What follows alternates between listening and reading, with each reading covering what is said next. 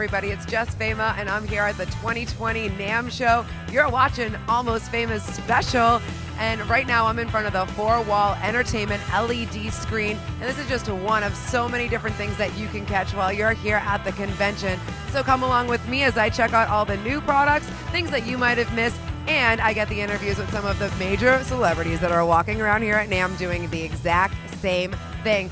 It's Almost Fama at 2020 NAMM.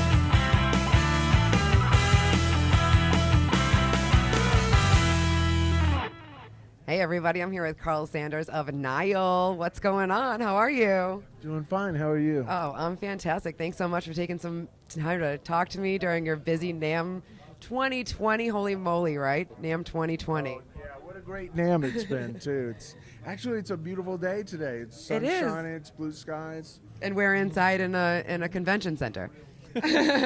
Not enjoying the outside. That's all good. It's all good. So what do you do here at NAMM? Like, everybody has certain like rituals or things that they have to go see. Is there anything in particular for you that you have to go see when you get here or do when you get here? Well, you have to go see all the people that you work with. Right. I mean, the people that help you year round, but you don't necessarily get to see them face to face every day. Those are people I like to see first. Yeah. And then what? Then where do you go geek out? All the new gear. All the new gear. I like to see like all the crazy, wacky stuff too, like down in the E-Hall, like not the real popular stuff, but the stuff that no one's ever heard of. Right. There's some cool stuff down there. Well, you were just telling me about something, and I thought it was really cool. So can you share it with everybody? Because it sounds really interesting. That guitar thing you were telling me about. It's an effects processor that mounts right on an acoustic guitar and gives you digital ambient effects right off the guitar itself. Yeah, it's incredibly ingenious.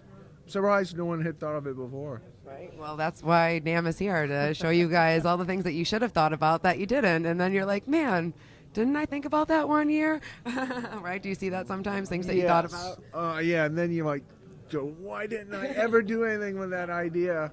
I should have spoke up. Was there something ever that you thought about that you saw later on at NAMM? Nothing I'm free to talk about. Oh, okay, fair enough. All right, so you guys just released an album back in November, Vinyl Nilotic Rights. How is that going for you? It seems like it did really well in the community, so tell me about that. Well, it did do well. Not only were we happy with it, but the fans were happy. It's been in the Billboard charts for 9 weeks. So that speaks for itself. Yeah, I mean, you're seriously breaking like boundaries right now. That doesn't happen. So congratulations on that. Oh, thank you. We really slaved on that record. We wanted it to be worth the wait that fans had to endure. So, yeah. Yeah, tell me a little bit about the change in your writing process from the album before that, because you did take more time with this one. So what was that like for you guys as a band to take that time and really hone what you wanted to do there? I think it pays incredible dividends.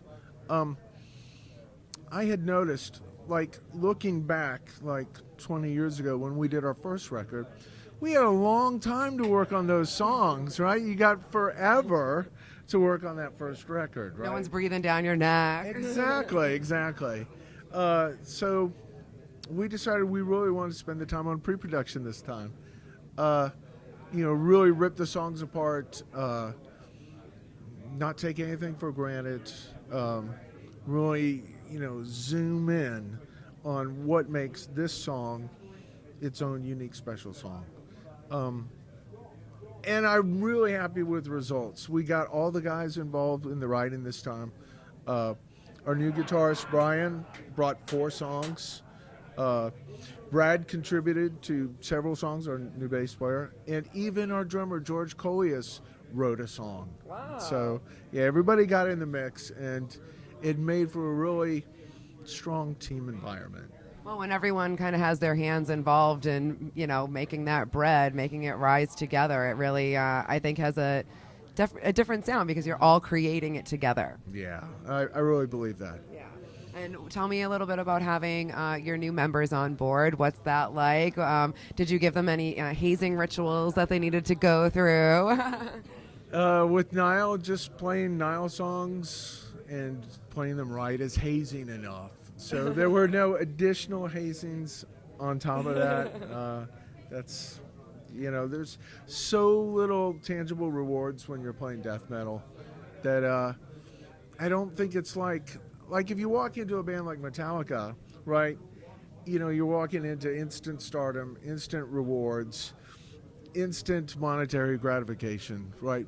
But with death metal, there's none of that. It's a lot of hard work for very little reward. The people who do death metal are doing it because they love it. Right. So no, we didn't haze our guys. Yeah. Speaking of, I mean, over 20 years now, Nile's been a band. That's pretty impressive in of its own right there. You've seen a lot of changes in music. Death metal certainly has grown bigger than what it was before, but when you started, you were still one of the pioneers coming out doing this music. So what made you decide to go that route? And I guess put yourself in the hardest categories that you could possibly put yourself in when it comes to being a musician.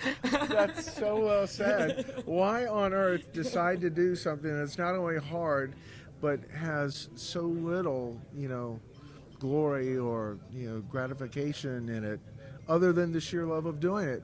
Well, I asked myself that, and probably my wife is like going, yeah, why? We could, certainly be living better if you'd have played some other kind of music.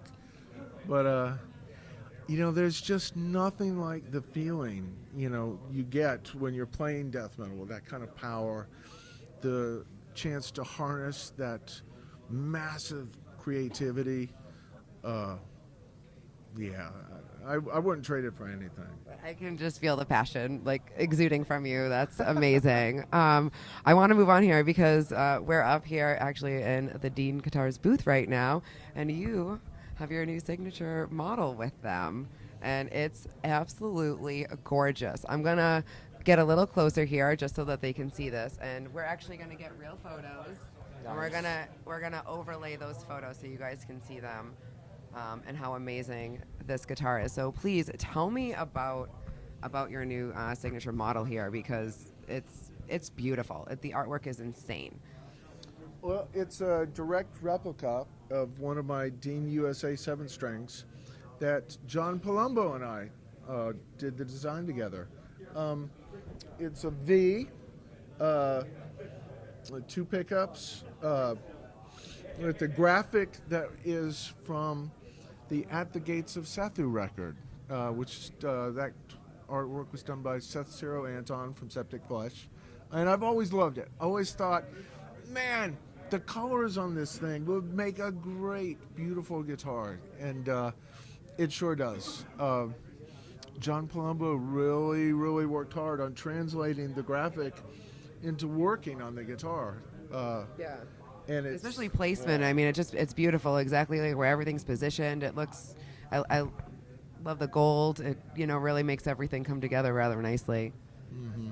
I totally agree. Even like the volume knob, it's still aesthetically pleasing somehow, right? Usually I take all the volume knobs off my guitars, but we wanted to leave one on, and they did it in such a way it's really fucking cool.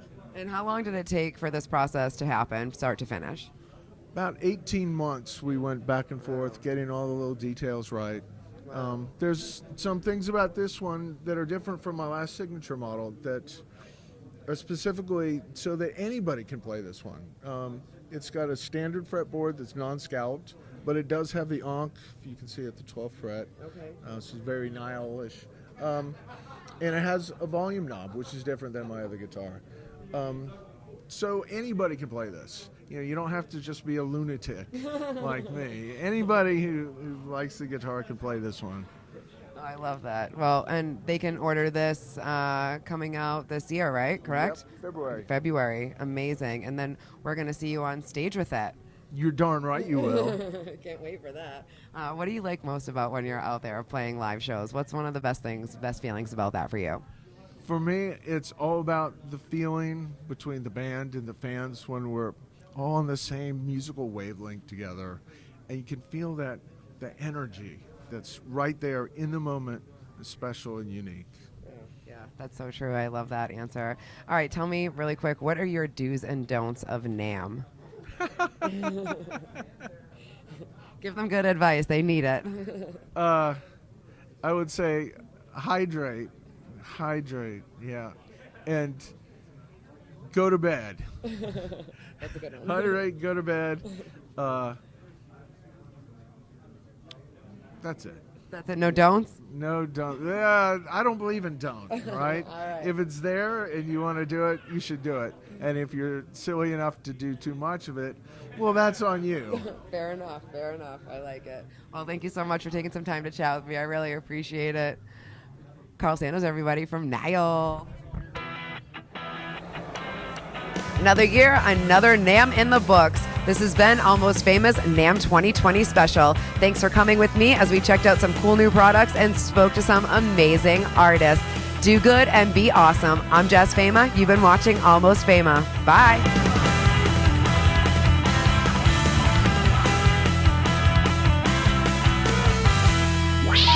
Please hang up and try again.